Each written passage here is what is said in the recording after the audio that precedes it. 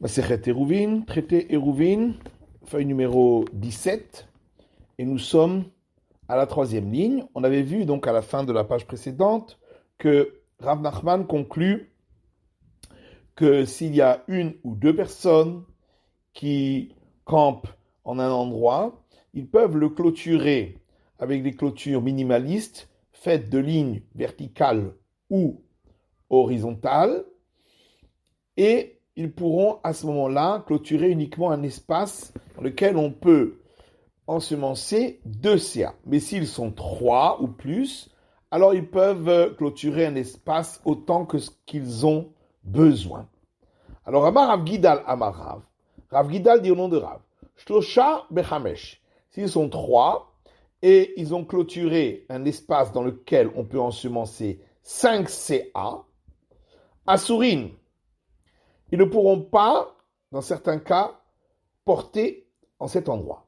Besheva, et s'ils ont clôturé un endroit où on peut ensemencer 7 CA de céréales, ils auront droit, dans certains cas, de porter.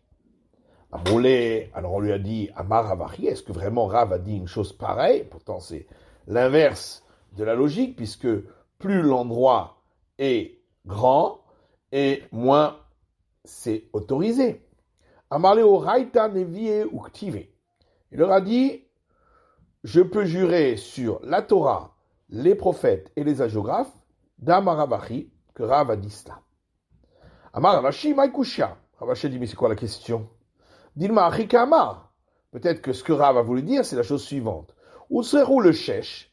S'ils étaient 3, ils avaient besoin d'un endroit où on peut ensemencer 6 CA donc, de céréales, Vekifu Besheva.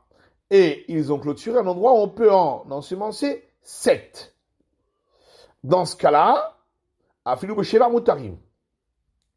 Même dans cet espace où on peut en ensemencer 7, c'est permis, puisque tant qu'il n'y a pas un endroit qui n'est pas nécessaire, dans lequel on peut ensemencer 2 CA, il n'y a pas de problème. Ici, il n'y a qu'un endroit d'une CA en plus.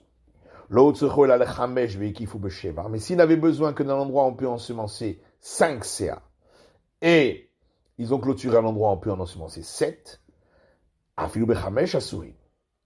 donc, même dans ce cas-là, où on n'avait besoin que de 5, c'est interdit, puisque, effectivement, ils n'avaient pas besoin d'un endroit pareil. Maïlav, panouy me Adam, lo, panouy me Kenny. Mais pourtant, on a vu dans la Braïta que l'essentiel, c'est qu'il n'y ait pas un endroit où on peut ensemencer 2 CA qui soit vide. N'est-ce pas? Ça veut dire vide d'homme. Ça veut dire que c'est un endroit qui n'était pas nécessaire en fonction du nombre de personnes. L'Agma dit non. Ça veut dire un endroit vide de matériel dans lequel on n'avait pas besoin d'entreposer le matériel. Itma. Il y a un enseignement qui dit si au départ, à l'entrée du Shabbat, ils étaient 3, et pendant Shabbat, un des 3 est mort. Donc, à ce moment-là, l'endroit qui est permis est plus petit. Shnaïm et Toswa Lehen. Ou l'inverse, ils étaient 2, et pendant Shabbat, se sont rajoutés d'autres. Et dans ce cas-là, l'endroit qu'on peut clôturer est plus grand. Avuna et Rabbi Yitzhak. Il y a une discussion là-dessus entre Ravuna et Rabbi Yitzhak. Chadamar Shabbat Goremet. Lundi, c'est l'entrée du Shabbat qui détermine l'endroit que l'on a le droit de clôturer. Chadamar Diurin Gormin. L'autre dit, ça dépend du nombre de personnes qu'il y a au moment présent. Tistayen de Ravuna ou de Amar Shabbat Goremet. L'Agma dit, on peut apporter une preuve que c'est Ravuna qui dit que c'est l'entrée du Shabbat qui détermine.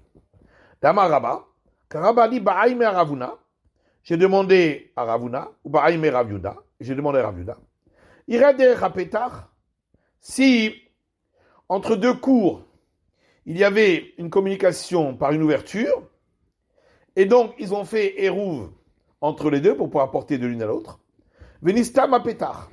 Et pendant Shabbat, cette ouverture s'est bouchée par un éboulement. ou bien der hachalon, nistam hachalon, ou bien il y avait une communication par une ouverture de fenêtre, et cette ouverture s'est bouchée. Mahou, qu'est-ce qu'il en est? Est-ce qu'on peut toujours porter d'un endroit à l'autre, puisque là, il n'y a plus d'ouverture qui permet de faire le verrou? Ben Marli, et il m'a répondu, Shabbat ou outra outra. À partir du moment où à l'entrée du Shabbat c'était permis, ça reste permis. Tistayem, donc on a bien une preuve que c'est Ravuna qui autorise, et qui dit que ça dépend de l'entrée du Shabbat. Les Maravuna Rabbi Yitzhak Bipluta de Rabbi Yosef et Rabbi Yuda Kamiflege. Est-ce qu'on va dire que cette discussion entre Ravuna et Rabbi Yitzhak correspond à une discussion entre les maîtres du temps de la Mishnah, entre Rabbi Yosef et Rabbi Yehuda? Ditan, parce qu'il y a une Mishnah qui dit une cour qui a une brèche à ses parois sur deux directions. Ça veut dire à un angle.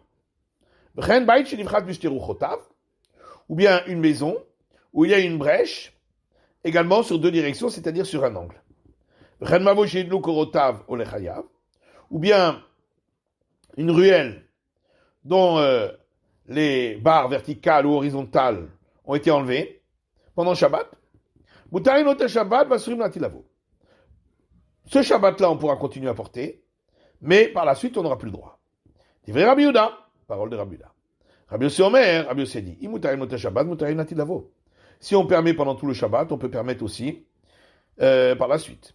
Si on ne permet pas par la suite, Asuri notre Shabbat. On ne permettra pas ce Shabbat non plus.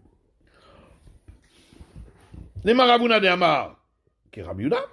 Alors va-t-on dire que Ravuna, qui dit que ça dépend de l'entrée du Shabbat, pense comme Rabbi Yehuda, mais Rabbi Yitzhak a marqué Rabbi Yossi. Et Rabbi Yitzhak, qui dit que ça va d'après le moment présent, suit la vie de Rabbi Yossi. Amalcha Ravuna, Anadamre Afilu Rabbi Yossi. Ravuna dit non, moi je peux penser même comme Rabbi Yossi. Ad Kanokama Rabbi Yossi Atam. Tout ce que Rabbi Yossi a dit, c'est là-bas. Il a délet Néou les Mechitzot. Parce que les parois ont disparu. Mais ici, les parois sont toujours les mêmes. C'est juste le nombre de résidents qui a changé. Donc, c'est pourquoi on peut aller tout d'après l'entrée du Shabbat. Et Rabbi Yitzhak dira, moi je peux dire même comme Rabbi Yehuda. Tout ce que Rabbi Yehuda a dit, c'est là-bas parce que le nombre de résidents n'a pas changé. C'est pourquoi on suit la situation à l'entrée du Shabbat. Mais ici, le nombre de résidents a changé, donc on ne suivra pas la situation de l'entrée du Shabbat.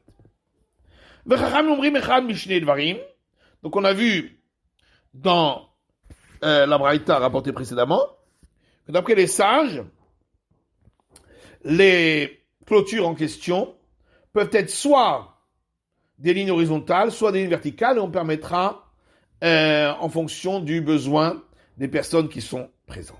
Aïnutanakama. L'Agma dit, ça c'est le premier avis de la Mishnah. Pourquoi on a besoin de rajouter ce deuxième avis des sages? La différence, c'est que d'après les sages ici, on permettra même à un particulier qui est seul, alors qu'il est dans un endroit habité, non pas en voyage, de pouvoir porter sur un espace déterminé parce qu'il a besoin. Alors que d'après le premier avis, c'est uniquement s'il est en voyage. Matiti, une prochaine Mishnah. Quatre choses ont été dispensées les gens qui sont dans un camp militaire. Un campement militaire. On permet d'apporter du bois, même de propriété privée, pour se chauffer, c'est pas considéré comme du vol. Mikol Makom, donc de partout. Ou Peturi Mechitzat Yadayim, on les dispense de se laver les mains, ou Midemai, et de prélever d'une récolte qui a été acquise chez un ignorant, ou normalement d'après les sages, sur institution rabbinique, on devrait refaire les prélèvements. Ou Meler Arev, ils sont dispensés également de faire le héros. Tanou Rabanan, le Gemara dit, il y a un enseignement dans une braïta qui dit Machali al-Tzet Milchama, Tarashut, un camp de soldats qui sort pour aller à une guerre autorisée. Mutarin begezel aitzim yeveshim, ont le droit de voler du bois sec. Rabbi Ben Tema Omer, av chonin bechol makom. Rabbi Ben Tema dit, ils ont même le droit de camper n'importe où, ou même comme chez Nergou, Sham Nikvarim. Et à l'endroit où ils sont tués, on peut les enterrer sur place. Mutarim begezel aitzim yeveshim.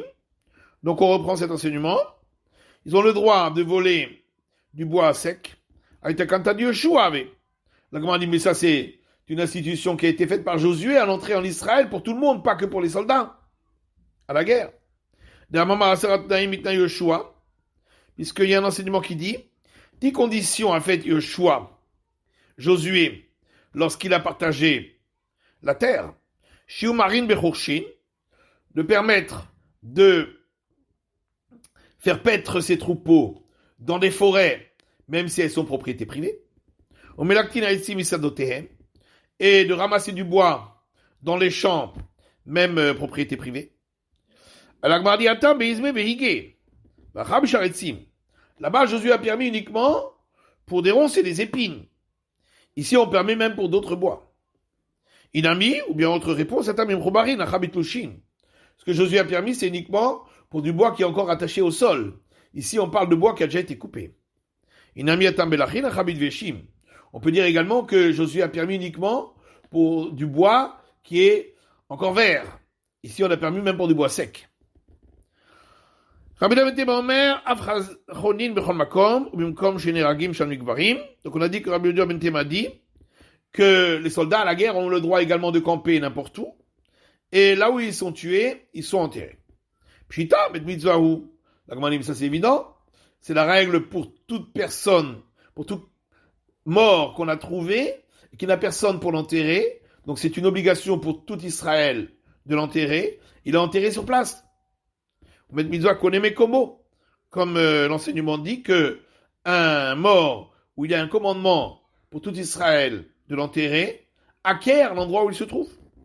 La Gemara dit l'autre, on a besoin malgré tout de notre enseignement pour nous dire, avalgav des hit les kovrin, bien que le soldat en question qui a été tué a des personnes pour l'enterrer, malgré tout on peut l'enterrer sur place. Des Tanya, comme les écrits de Iso met mitzvah. Qu'est-ce qu'on appelle un mort où il y a un commandement pour tout Israël d'enterrer? Kol she'en lo kovrin, c'est celui qui n'a personne pour l'enterrer. Korev acherim onin to enze met mitzvah. Mais si on appelle et des personnes répondent pour enterrer, ça ne s'appelle pas un mort où il y a un commandement pour tout Israël de l'enterrer. Ben mitzvah koneme komo, la Gemara demande est-ce que vraiment un mort qui est une obligation pour tout Israël de l'enterrer acquiert l'endroit où il est pour l'enterrer. Tanya, pourtant il y a une braïta qui dit amotimet mutal besratia, celui qui trouve un mort allongé sur une grande route, mefaneo le yemin astratia, olismo la stratia. Il doit le déplacer à droite de la grande route ou à gauche de la grande route. Ça débourve et ça dénire. S'il y a sur les côtés un champ en friche et un champ labouré, mais Fanéo les débourre. Il le déplacera vers le champ en friche. Ça dénire mais ça désera. S'il y a un champ labouré et un champ déjà ensemencé, mais Fanéo les dénire. Il le déplacera vers le champ labouré. Ayushten nirot, si les deux champs étaient labourés, Shten zérohot, ou les deux champs ensemencés, Shten bourot, ou les deux en friche, il le déplacera vers n'importe quelle direction où il désirera. Donc on voit que même le mort pour lequel il y a une obligation pour tout Israël d'enterrer, on doit le déplacer. Rabbi dit, là il s'agit d'un mort qui est allongé en travers de la route, d'un côté à l'autre de la route. Là, on est obligé de le déplacer, parce que si on l'enterrait sur place, les prêtres ne pourraient pas marcher par-dessus. Et donc, à partir du moment où on a donné l'autorisation de le déplacer de cet endroit-là, donc on pourra le déplacer vers n'importe quelle direction que l'on veut. Donc, on a dit que les soldats à la guerre sont dispensés de se laver les mains. Abaye dit, ça n'a été dit que pour le lavage des mains avant le repas. Avant même achronim chova. Mais le lavage des mains après le repas, celui-là c'est une obligation même pour eux. Amar Avriya Barashi. Avriya Barashi dit, Mipnema Amru Maim Acharonim Chova. Pourquoi a-t-on dit que se laver les mains après le repas est une obligation? De chez Melar Sedomit et chez Samé et Ainaim. Parce que il existe le sel de Sodome qui aveugle les yeux. Si on a touché ce sel et on touche les yeux, ça peut les rendre aveugles. Amarabaye, Mushtakrab Kekurta Bekura. Abaye dit, on en trouve une toute petite pincée dans un énorme volume d'un corps de sel. Amarle Ravacha Ravashi, Kaim Ilchamay. Ravacha, fils de Rava, a demandé à Ravashi. Si quelqu'un a mesuré du sel, qu'est-ce qu'il en est? Est-ce qu'il doit se laver les mains? Amarle Halobi Baya, elle a dit ça, c'est évident. Midemai, on a dit que les soldats à la guerre sont dispensés de prélèvements sur une récolte qui a été achetée chez un ignorant. Ditnan, comme il est écrit dans les Mishnah, on donne à manger aux pauvres de cette récolte qui a été achetée chez un ignorant. Vetarsan Yadema, et également aux soldats de cette récolte achetée chez les ignorants. Amaravuna, Tana Betchama Yomrim en Machim Tanim Demai Vetarsan Yadema. Ravuna dit, il y a une braïta qui dit, l'école de Shammai disent, on n'a pas le droit de donner à manger aux pauvres d'une récolte achetée chez un ignorant, ni aux soldats une récolte achetée chez un ignorant. Alors que l'école de Hillel disent, on a le droit de donner aux pauvres de cette récolte achetée chez un ignorant et aux soldats de cette récolte achetée chez un ignorant. Et on a donc dit que les soldats à la guerre sont dispensés de faire le Eruv. Amar Amre Debe Rabbi Yanai, les maîtres de la maison d'études de Rabbi Yanai ont dit, le chanel a Eruv Hatzerot. Ça ne s'applique qu'au Eruv pour les cours, pour pouvoir porter dans les cours. Avant l'Eruv Tromin, mais le Eruv pour pouvoir marcher jusqu'à la distance du bout du Troum, donc la distance autorisée pour Shabbat, à partir de cet endroit du Eruv, Chayavin. Celui-là, c'est une obligation. Tane Rabbi Chia, parce que Rabbi Chia a enseigné une braïta qui dit Lokin al-Eruv Tromin devar Torah.